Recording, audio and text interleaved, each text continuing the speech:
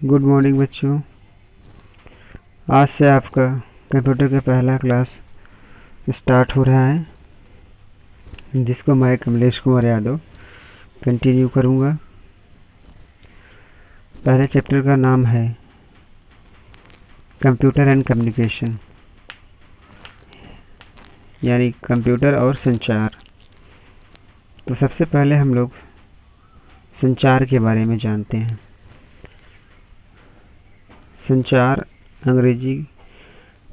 को अंग्रेजी में कम्युनिकेशन कहा जाता है, अर्थात इसका अर्थ सूचनाओं का आदान प्रदान करना। द इंटरचेंज ऑफ इंफॉर्मेशन ही संचार है। सूचनाओं का आदान प्रदान या आवागमन या सूचना लेना या सूचना देना संचार कहलाता है। कंप्यूटर की भाषा में अगर इसको हम कहें तो दो भिन्न या समान इलेक्ट्रॉनिक उपकरण या मशीन या डिवाइसों के बीच में अगर सूचनाओं का या डाटा का आदान प्रदान हो रहा है तो वो संचार कहलाएगा। डाटा या सूचना। तो सबसे पहले हम लोग ये जान लेते हैं कि डाटा क्या होता है और सूचना क्या होती है। डाटा किसी भी वस्तु, व्यक्ति या विशेष के बारे में कच्ची जानकारी को डाटा कहते हैं। Raw fact. Data is also called raw fact, यानी कच्चा तथ्य होता है। जब इस पर प्रोसेसिंग होती है, जब डाटा पे काम होता है तो वो सूचना में कन्वर्ट हो जाती है। That is called also information. तो कंप्यूटर में संचार डाटा और सूचनाओं के आवागमन को भी कहा जाता है। जिस तरीके से हम लोग मोबाइल के द्वारा भी संचार स्थापित करते हैं, मोबाइल से एक दूसरे से बातचीत करते हैं,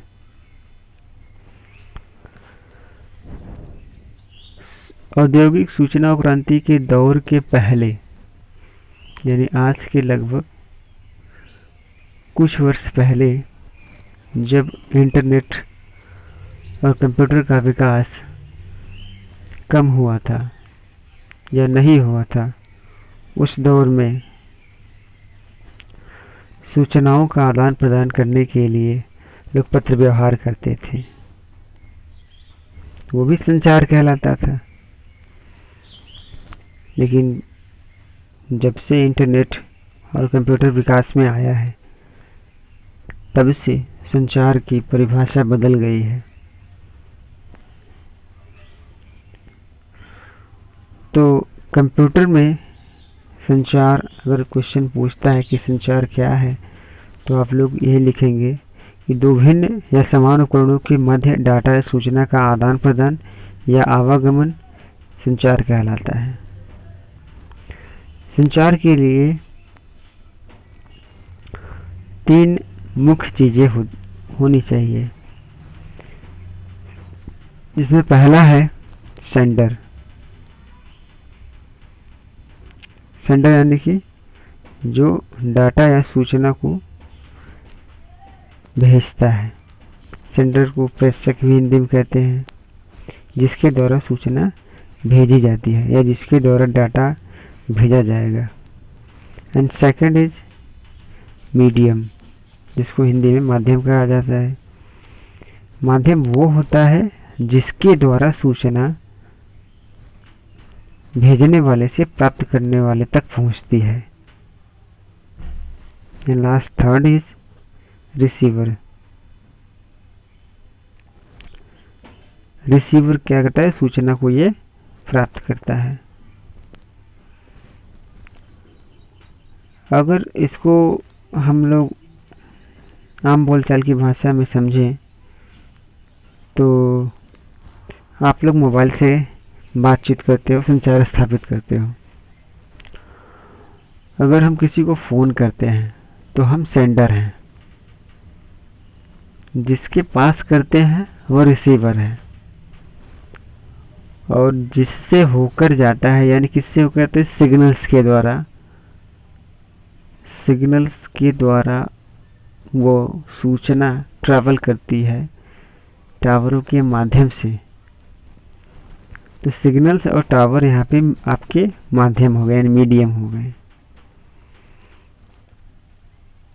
अगर ब्लॉक डायग्राम की हेल्प से अगर हम लोग देखें तो डाटा और सूचना का आदान प्रदान जो होता है वो माध्यम के द्वारा होता है। देखिए ये आपका ब्लॉक डायग्राम है। इसमें information first of all sender से रिलीज होगी, फिर वो जाएगी मीडियम, सेंडर से रिलीज होकर मीडियम के द्वारा वो रिसीवर तक जाती है। तो यही है, इस तरीके से जो है सूचना या डाटा एक जगह से दूसरी जगह जाती है, या यूँ कह लें कि संचार की क्रिया पूर्ण होती है। संचार के प्रकार, नेक्स्ट पॉइंट है संचार के प्रकार। संचार के कई प्रकार हैं। शाब्दिक संचार, मतलब अगर हम शब्दों के प्रयोग से किसी को सूचना पहुंचा रहे हैं तो शाब्दिक है। और शाब्दिक संचार मतलब जहाँ पे हम शब्दों का प्रयोग न करें वो अशाब्दिक है। अशाब्दिक मतलब इशारों से, हाव भाव से, बॉडी लैंग्वेज से अगर हम किसी तक सूचना पहुंचा रहे हैं तो अशाब्दिक है। मौखिक मतलब बोल करके अगर किसी को सूचना पहुंचा रहे हैं तो मौखिक कहलाता है। लिखित संचार मतलब हम उसमें लिख करके किसी को सूचना पहुंचा रहे हैं तो लिखित संचार कहलाता है। अब नेक्स्ट जो आपका पॉइंट है, वैसे ये जो संचार के प्रकार हैं ये और भी कई प्रकार के होते हैं, ये ज़्यादा इम्पोर्टेंट नहीं है, बस आपकी जानकारी के लिए है। लेकिन इसके आगे जो पॉइंट है संचार की अवस्थाएं, ये आपका मोस्ट इम्पोर्टेंट है।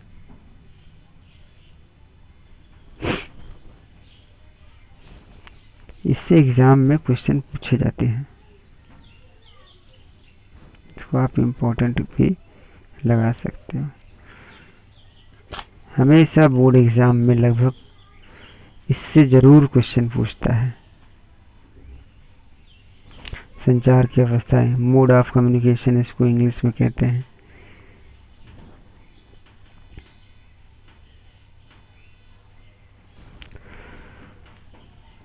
अवस्था से मतलब ये है कि संचार कैसे, किस दिशा में, कब कब होता है, इसी को संचार की अवस्थाएं कहते हैं। संचार की प्राय 2 अवस्थाएं होती हैं। आप लोग कहीं सर्च करोगे तो कहीं कहीं 3 अवस्थाएं लिखा जाता है, लेकिन बेसिकली ये 2 ही प्रकार की होती हैं। फर्स्ट है सिंप्लेक्स एंड सेकंड है ड्यूप्लेक्स। सिंप्लेक्स और ड्यूप्लेक्स ये संचार की अवस्थाएं हैं, लेकिन कहीं कहीं गलत देता है, 3 अवस्थाएं बताता है जो कि गलत है। अन्य किताबों को देखने को मिलेगा। तो फिर पहले हम लोग सिंप्लेक्स के बारे में देखते हैं। सिंप्लेक्स नाम से ही कुछ क्लियर हो रहा है कि सिंपल है। ये कैसा है? सिंपल जो है, सिंप्लेक्स बना हुआ है वो सिंपल से बना है।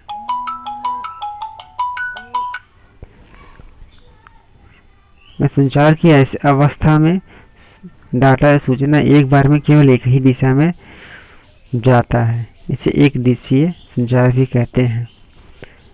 एक दिशी से ये समझ में आया कि इसमें डाटा और सूचना जो है वो एक ही दिशा में जाती है, यानी वन डायरेक्शनल भी इसको हम कह सकते हैं।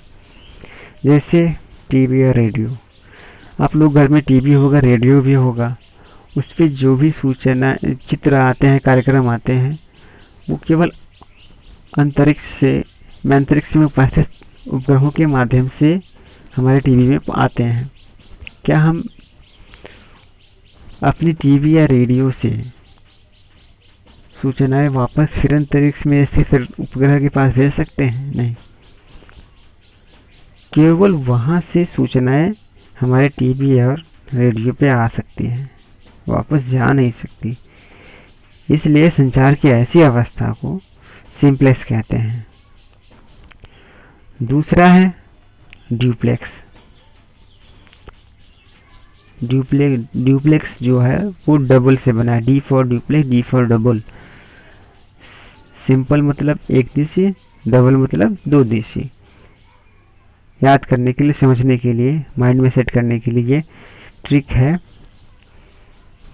ड्यूप्लेक्स जो है संचार की ऐसी अवस्था है जिसमें डाटा का आवागमन दोनों दिशाओं में होता है। इसको बाई डायरेक्शनल भी कहते हैं। बाई का अर्थ होता है दो, यानी दो द्विदिशीय डाटा का संचार इस मोड में होता है, ड्यूप्लेक्स मोड में होता है। ड्यूप्लेक्स को दो भागों में बांटा गया है, एक हाफ ड्यूप्लेक्स, दूसरा फुल ड्यूप्लेक्स। इसी को किताबों में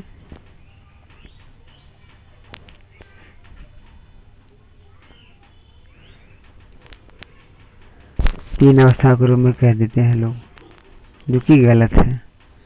पहला है हाफ ड्यूप्लेक्स, दूसरा है फुल ड्यूप्लेक्स। ठीक है दोस्तों, बच्चों, ये क्लास आज यहीं तक। इसके बाद हम लोग कल क्लास कंटिन्यू करेंगे फुल ड्यूप्लेक्स के बारे में। Thank you.